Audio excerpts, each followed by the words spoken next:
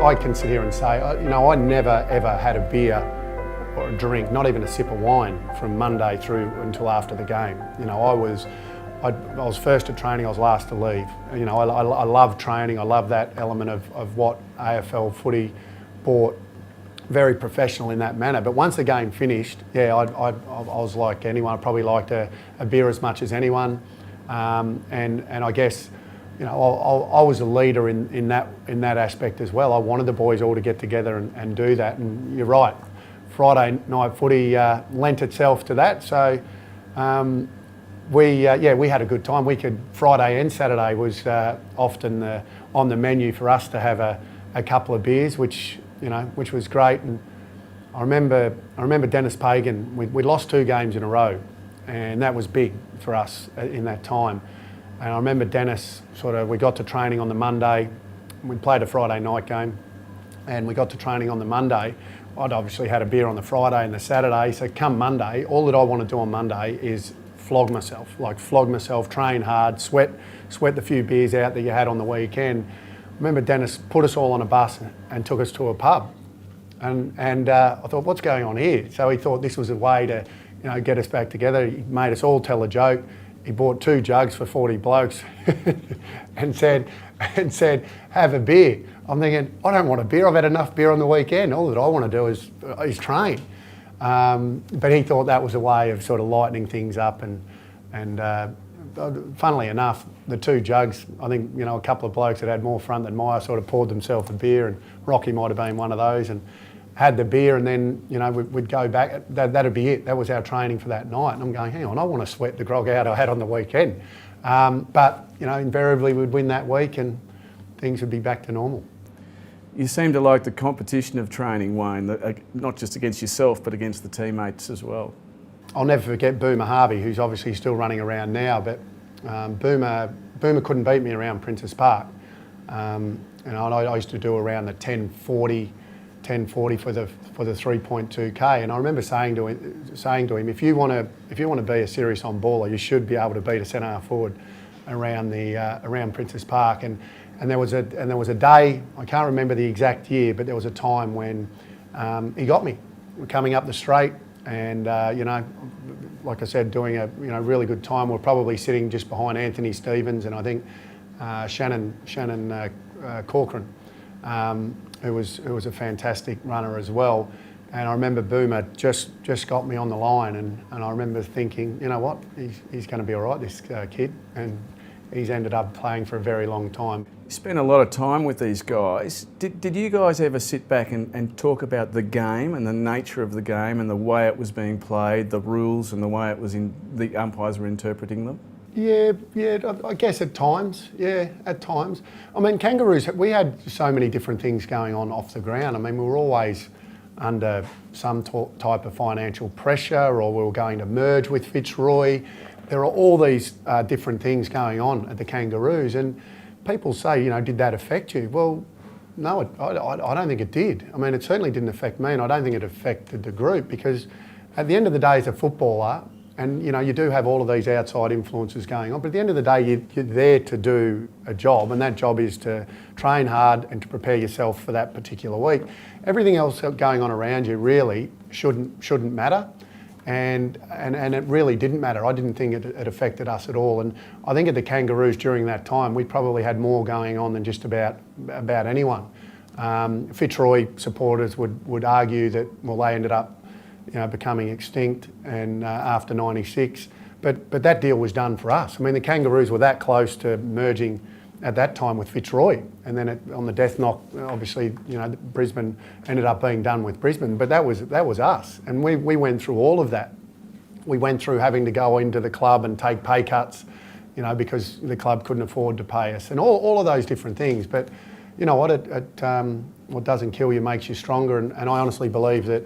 That made us strong as well. When you watch the game these days, Wayne, and you see how protected the key forwards are, it must bring a tear to your eye compared to the days of scragging with the backmen of your period. Yeah, look, it's the evolution of the game. By the way, I think it's the right thing. I really do. I think the way the game's umpired now is very, very good. Obviously, there's more umpires than when I first started and everything else, but I like the new interpretation. I've always said, in actual fact, one of the great coaches now actually, I think, started it, and Paul Roos. I remember the first time Roosy and I played on one another, and I went up for a mark, and he would pull my arm down. He would literally pull it down right at impact when you're going for the mark. And I remember looking at him and said, you can't, surely he's not allowed to do that. Well, under the interpretation, he was, and he got away with it. And he was a great player, but I was a little bit taller, so the only thing he could do was to do that, to stop you marking the ball. And so that that interpretation now, we're not allowed to chop the arms, I think is great, because you shouldn't be able to do that. But you're right. If I often think if Gary Ablett Senior and Tony Lockett and Jason Dunstall, they might have kicked 2,000 or 3,000 goals now. I mean, they seriously might have. But it is great. I think the interpretation, and then there's been another tweak on it this year where you're not allowed to take the run. Where that block where players come in and take the run of the player going for a mark.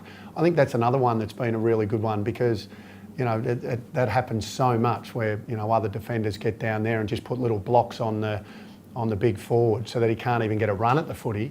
I'd like to see that umpired, more closely. And I know I'm sticking up for the forwards here, but let's be honest, all the backmen have to do is punch it. We have to mark it, so it's a little bit more difficult. You didn't win a Brownlow. How does that sit with you? The first time I was favourite was '93. Gavin Wanganeen won it on 18 votes. Greg Williams had 43 possessions in the last game, and we all know he didn't poll. So I was favourite that year. I went to the count thinking, maybe I've got a chance of winning. And then when I think I finished equal third, but never really was going to win. I sort of thought then that yes, it would be a great award to win, but it was never really a focus of mine, to be honest. It was more about obviously playing finals footy and winning premierships, but would it have been nice? Absolutely. I mean, who wouldn't love to have a Brownlow medal in their cupboard? No Brownlow, Wayne, but the AFL Players Association MVP award, of course, is something that the players really cherish. You won a couple of those. Tell us about that.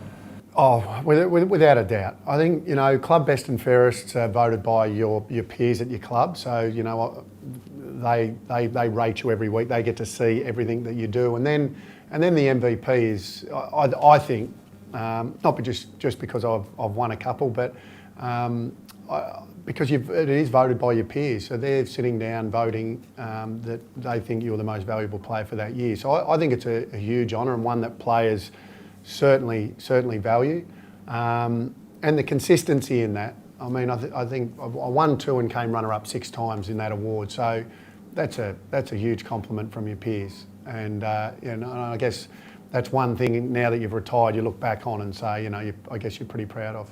It's fair to say, Wayne, that circumstances took you to Adelaide. In a way, it was. Well, I'll ask you: was there a sense of returning to the place which formed you? Absolutely, and at the time I had Collingwood. There was Collingwood, Essendon, the Swans, and Adelaide and Hawthorn. Actually, all of those clubs were the clubs that I sort of met with and talked quite seriously about going to one of those. But it was never really going to be anyone other than Adelaide. Like you said, my father was still living there. All of my school friends. I did year 9, 10, and 11 in Adelaide. All of my school friends were there, and I just thought it was, and played State of Origin for Adelaide. So, in some ways, I'm regarded as a sort of semi-South Australian. I played for the Roosters, so I just thought that was a natural fit, I just loved the fact that they gave me another opportunity. I trained really, really hard when I went back to Adelaide. Unfortunately, trained so hard, I probably trained a bit old school like I did early days of the Kangaroos, and I was running on the roads doing 5Ks and back in Wagga 10Ks. And then when I came to that first session at the start of that year, the back seized up and got tightness in the hammy, something I'd never had before, but trained incredibly hard. And I think I went away. We did a fitness test just before Christmas, and I ran really good time for 5K.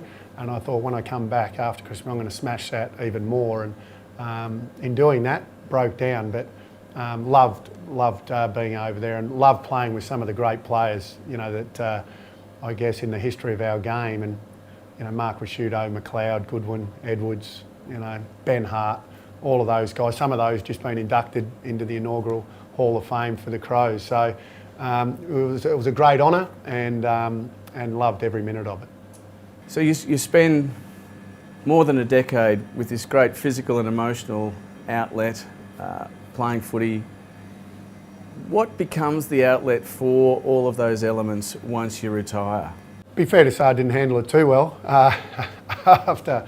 Not that that's a laughing matter, but I didn't handle it too well. I think that's one of the great things and one of the things that we really have to address. And I know that the AFL and the Players Association are addressing that more. I know Nick Riewoldt has a big part to play, and certainly I'd like to help in any way I can in that area, because I still think that's an area that needs help. Players, when they retire, really do have this massive void that sits in their life.